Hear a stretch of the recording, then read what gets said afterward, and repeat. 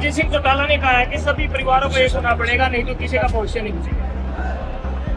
अच्छी बात है, वो हमारे बड़े हैं, वो इस प्रयास को करें, मैं तो उनके साथ हूं। हरियाणा की राजनीति में एक बार फिर चौटाला परिवार की एकजुटता की गूंज सुनाई देने लगी है। सवाल ये उठ रहा है कि क्या रणजीत सिंह चौटाला की अपील से वो दौर लौट सकता है जब चौटाला परिवार हरियाणा की सियासत का बेताज बादशाह माना जाता था। पूर्व कैबिनेट मंत्री और देवीलाल जी के छोटे बेटे रणजीत सिंह चौटाला ने साफ शब्दों में कहा है कि परिवार को एक होना ही पड़ेगा, वरना किसी भी हाल में भविष्य सुरक्षित नहीं रहेगा। उनकी ये अपील न सिर्फ परिवार को बल्कि पूरे राजनीतिक परिदृश्य को हिला देने वाली है। रणजीत सिंह ने देवीलाल की विरासत और चौटाला परिवार की ताकत पर जोर देते हुए कहा है कि अगर पूरा परिवार एकजुट होकर चुनाव लड़े तो उनका मुकाबला कोई नहीं कर पाएगा। इस बयान में तुरंत बाद जेजेपी सुप्रीमो अजय सिंह चौटाला ने चाचा की पहल का स्वागत किया। उन्होंने कहा कि वो हमारे बड़े हैं, अगर परिवार को साथ लाने की कोशिश करेंगे तो हम पूरी तरह से उनके साथ खड़े हैं। यानी अजय चौटाला का दरवाजा अब खुला है, यानी कि गेंद अब अभय चौटाला के पाले में।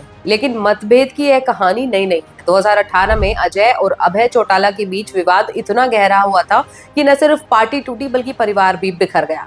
2019 में दुष्यंत चौटाला ने जेजेपी के जरिए नई ताकत दिखाई, मगर बीजेपी गठबंधन और उसके बाद मिली चुनावी हार ने समीकरण पूरी तरह बदल दिए।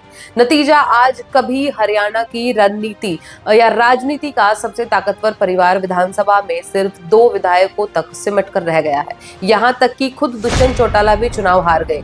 तो बड़ा सवाल ये है कि क्या रणजीत सिंह चौटाला की इस पहल से बिखरा हुआ परिवार फिर से साथ आ पाएगा? क्या अजय के बाद अभय भी हामी भरेंगे? और अगर ऐसा हुआ तो क्या हरियाणा की राजनीति का पावर गेम फिर से चौटालाओं के इर्द गिर्द घूमेगा? आपका क्या मानना है? क्या चौटाला परिवार एक बार फिर हरियाणा की राजनीति का चेहरा बन पाएगा?